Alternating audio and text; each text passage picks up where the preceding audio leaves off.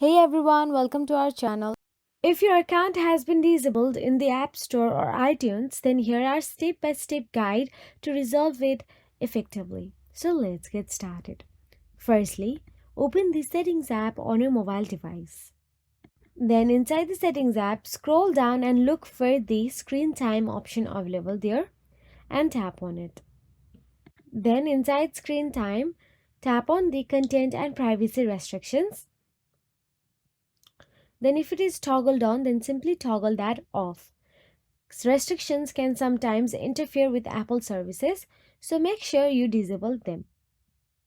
Once disabled, go back to the settings. If the issue continues, it may be related to problems with processing app payments, often due to insufficient funds in your primary payment account.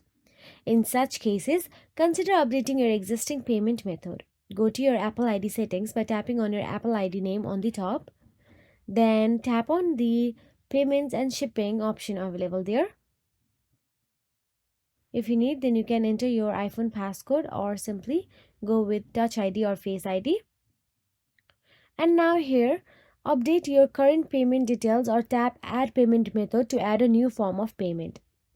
In these cases, consider updating your existing payment method or adding a new payment from to see if that resolves this problem. If you encounter the notice when using your iPhone to enter iTunes or the App Store, then try accessing it with other Apple devices. You may also try to use any web browser to log in. If the issue persists, then simply go to the settings and tap on the General option available there. Inside General, scroll down till the bottom and tap on the Transfer or Reset iPhone. Then tap on the Reset and tap on the Reset All Settings option available there. So that is it. If you found this video helpful, please like, share and subscribe, and thank you so much for watching.